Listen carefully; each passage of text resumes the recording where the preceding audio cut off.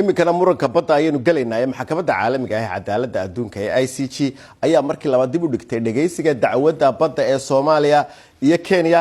maxkamadda ayaa iyadu waxay sheegaysaa oo sida ay ku soo saartay warqad in ay filayeen dacwaddaasi ay dhageysato 4 ilaa 8 bisha November ee sanadkan. hase yeeshee codsi ka yimid dowladda Kenya ayaa mar labaad dalbatay in arrintaasi dib loo dhigo sida loogu soo cadeeyay qoraalka ay maxkamadda ka soo baxay. haddii aynu eegno haddaba maabka halka la isku haysto waxa ay tahay xadkan badda ee u dhaxeeya Soomaaliya iyo dalkaasi Kenya oo labada dal ay kala sheeganayaan oo ay Soomaaliya sheeganayso xagashaasi aad arkaysaan ee halkaasi maraysa Kenya ay sheeganayso xagashaasi iyadoo aynu arkayno in xagal toosan Kenya ay wax ku doodayso xuduudeeduna ay ka hadlayso iyaduna xagal dadban. dowladda Soomaaliya ayaa iyagu waxay sheegayaan in aanay oo ay hore u sheegeen inaan raalli ka haynin dib dhigista maxkamaddaas ay dhacdo. arrintaasna waxay dowladda Soomaaliya ka hor sheegtay maxkamadda Hague oo halkaasi ka hadlay ra'iisul wasaare ku-xigeenka Soomaaliya Mahdi Maxamed Guuleed. hadda waa tii loo ballamiyay 4 bisha annaga wali go'aanka iyagu waxa uu yahay taageernahayna dib u dhigaas maxkamaddu adduunka iyada go'aanka iska lahay dib u dhigtay oo 4 bisha ah ayaa go'aanka iyaga difaaca iyaga iyo ku talagalka iyagu yahay taa inaanu ka jawaabno fikirka iyaga dhiibno oo ah go'aanka Soomaaliya ay taagan tahay waxaanu mar walba taagan kuna adkaysanayna inaanan aqbalahayn wax ka badan 4 November in la kordhiyo. sidaas ay tahay imika dowladda Soomaaliya federaalka mowqifkeeda waa ay bedeshay oo waxa ay aqbashay dib u dhigista maxkamadda sida uu sheegay Mahdi Maxamed Guuleed oo xalay saxaafadda la hadlay. haddaba waxaynu qaanuunka arrimahan sharciga ah ee ku gadaaman dib u dhigista dacwadahan khadka magaalada Muqdisho toos ugu jira Dr. Axmed Cali Khayre oo culumta qaanuunka ku haysta PhD. Dr. Axmed waad ku mahadsan tahay inaad nagala soo qayb gasho barnaamijka.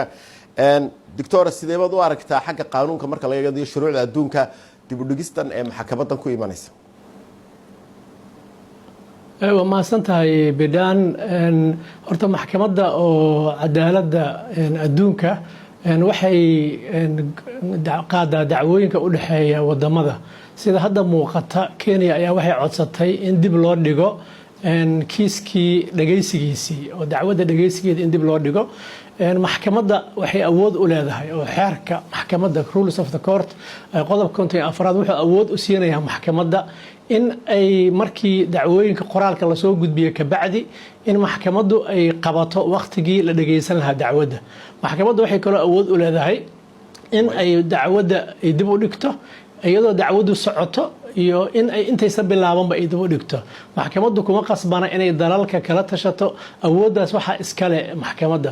marka Kenya markii codsiga soo gudubsatay doodii ay ku dooday iyo sababihii ay cuskatay hadda lama wadaagin banaanka looma soo bixin.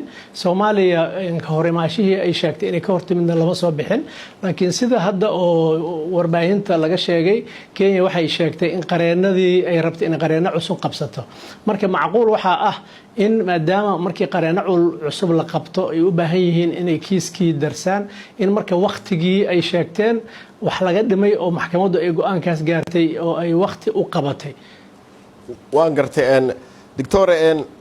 imise jeer xagga sharciga markaad ka eegtay nidaamka maxkamaddaasi imise jeer ba kiisaska dib loo dhigi karaa ma muddo leedahay la yiraahdo halka ma dhaafayaan intee jeer ba dib loo dhigi kareen? markaad fiiriso horta xeerka rules of the court oo qoran hadda ma lahan waqti xadidan oo la dhigi karo intaas oo goor ayaa dib loo dhigi karaa. laakiin arrintu waxay tahay Kenya hadda 2 goor ayay soo codsatay go'aankan dambe oo maxkamaddu ay dib ugu dhigtay dhageysiga dacwadda oo ilaa bisha 6